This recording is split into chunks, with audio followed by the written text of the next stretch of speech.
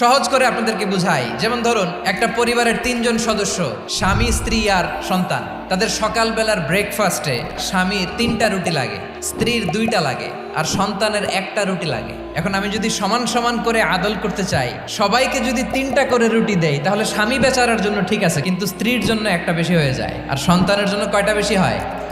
আচ্ছা, 2টা করে যদি সবাই দেয় সমান সমান নীতিতে, তাহলে স্ত্রীর জন্য, স্ত্রী বেচারির জন্য ঠিক আছে, কিন্তু স্বামীর কয়টা কম পড়ে?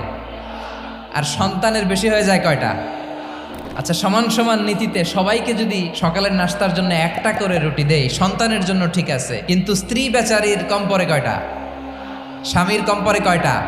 2টা। আর আমি যদি স্বামীকে দেই 3টা, স্ত্রীকে দেই 2টা আর সন্তানকে দেই 1টা, তাহলে কারো অপচয় হবে না? যেখানে যার যতটুকু দরকার তাকে সেখানে ঠিক ততটুকু দিয়ে দেওয়ার নামই হচ্ছে আদল। আমরা বুঝতে পারলাম আল আদ শব্দের মানে হচ্ছে ইনসাফ বা সুবিচার বা ন্যায় বিচার।